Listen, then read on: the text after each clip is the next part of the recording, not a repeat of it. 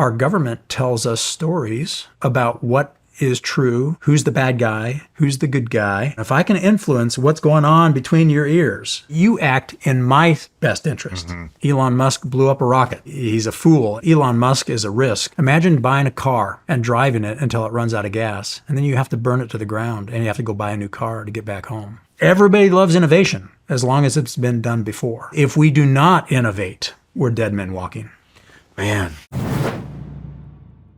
Why his innovation slowed so much in the U.S.?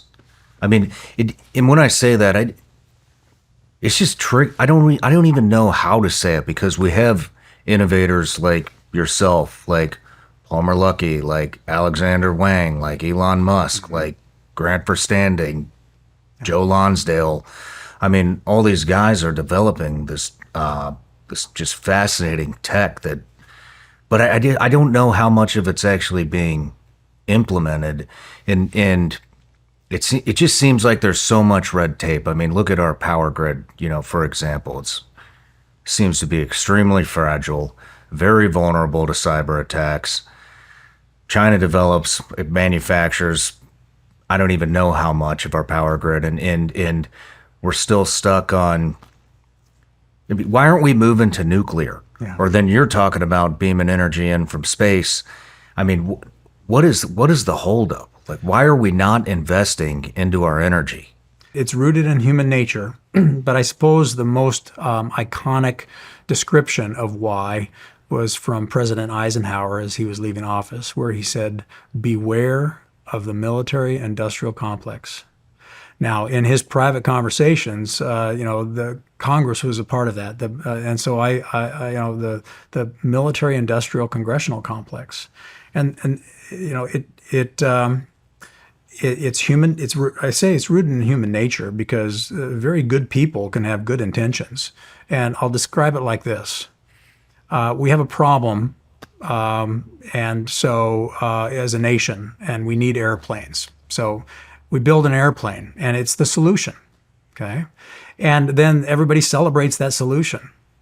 And then there are companies that build that solution in every state.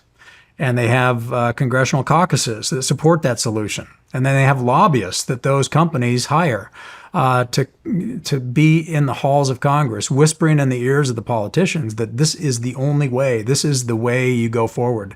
Incrementally innovate in this solution, and so let's say there's a new technology that makes the way we're building an airplane irrelevant, but it gets no oxygen because the lobbyists will whisper that's dangerous. Elon Musk has encountered this in spades. When he first started this idea of reusable rockets, people were laughing him off the stage. Gwynne Shotwell was laughed off the stage in Asia in some of her early speeches about what they were going to do. As you guys are Buck Rogers, you're in fantasy land. This is not real, and this is just a Ponzi scheme of trying to take people's money and waste it, until he proved it. But it took a lot of money to break through. And part of the reason is because there were a lot of people getting very rich at building a rocket to go to space and then burning that rocket up and having to build a whole new rocket. So the analogy would be for all of us, imagine buying a car on your favorite car on the lot and driving it until it runs out of gas. And then you have to burn it to the ground and you have to go buy a new car to get back home. That is the economic model we were using to go to space. And all it took is one innovator. But the amount of, I can remember in the military as we were supporting him, we were supporting Elon Musk because this was going to be transformational to the next step of building infrastructure in space to support American interests as this new domain was evolving. In other words, peace through strength. I would, the leaders of the Air Force and of Congress would come to me and say, "Steve, see, you're wrong. Elon Musk blew up a rocket, and he's a fool, and we're not going to give him any money." But they were listening to lobbyists saying Elon Musk is a risk. You need us to build your rockets, and the only way to do this safely is to build it, launch it, and then let it burn up in the atmosphere. That's the trap of mindset. That's the trap of being stuck in an intellectual rut of how you've done things in the past and not being able to leap to something new because it succeeded for you in the past. So why change? If it's not broken, don't fix it. It goes back to another saying, everybody loves innovation as long as it's been done before. Man, so this is why we're stuck. But there's another side of it that's a little darker. And this gets back to what you do. What you do is you are trying to find truth. And we are living in an age where we are moving from an industrial age to a networked age. And we're like teenagers, and we don't have the tools to know what truth is. Look at the AI. Look at the lies in the narrative. Then we get social media that's like, oh, great. Now we can triangulate truth. We don't have to rely on just one news broadcast and believe the TV because we found the TV is lying to us. But now those that understand that information is the most powerful weapon in the human race, that the most lethal weapon is right between your ears. And if I can influence what's going on between your ears in what you see is true and what reality is, I can shape that so that you act in my best interest, not in your best interest.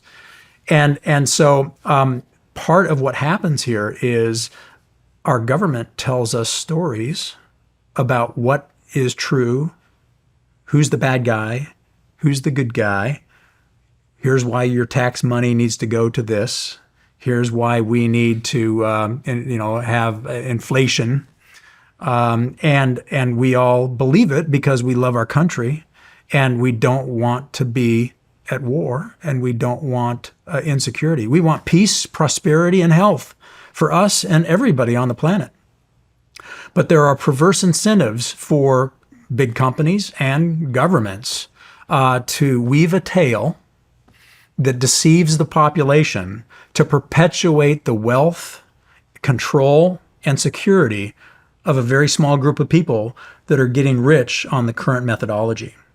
So even though we may have solutions for the energy problem that include nuclear, that include solar power from space, that include helium-3, that include hydrogen, all these clean energy solutions, one of the reasons they don't move forward is the bureaucratic and the statutory administrative state that thinks it knows better than you and is getting rich off the lobbyists and the companies and the money into the coffers of the election system to perpetuate the way things were. The reason you are so important in this journey, meaning a place people can go and start learning the truth without falling victim to the sound bites that perpetuate a lie, but actually spend time listening to a deeper conversation where the brain learns through stories, is because if we do not innovate, other countries will. And technology does change fate.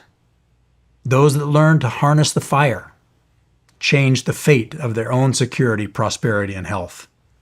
Those that learn to harness electricity change their fate for better prosperity, security, and health.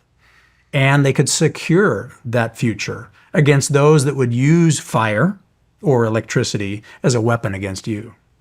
And as we move into this electromagnetic spectrum domain, this future where the electromagnetic spectrum can do everything we've seen done over the last 30 years. We cut the cable on the phone. We cut the cable on the TV. And soon we'll cut the cable on electricity. Wow. That electromagnetic spectrum and what we know about it and how we know how to manipulate it is truly why we need to find truth. And because if we don't find truth, we continue to be slaves to the people that want us to believe that plugging your phone into the wall is the only way electricity works. And taxation for incrementally innovating for an infrastructure that was built to win the last war, but not investing in things that will win the next war. This is the trap of history, and this is why no civilization has ever survived.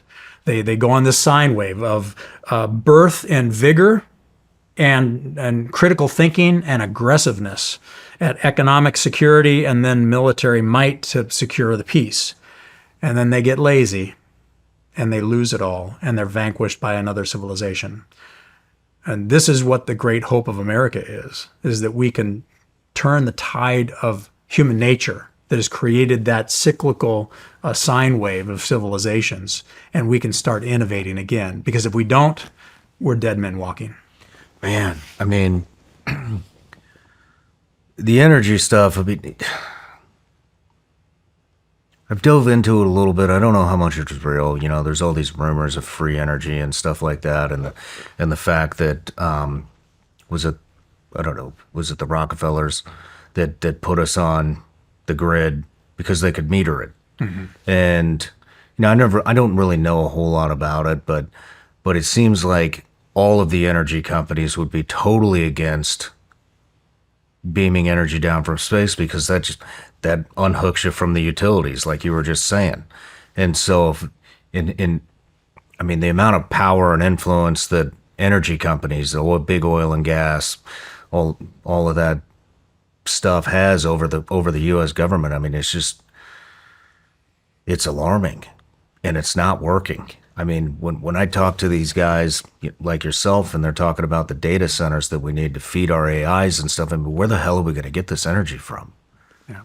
No matter where you're watching Shawn Ryan Show from, if you get anything out of this, please like, comment, subscribe, and most importantly, share this everywhere you possibly can. And if you're feeling extra generous, please leave us a review on Apple and Spotify podcasts.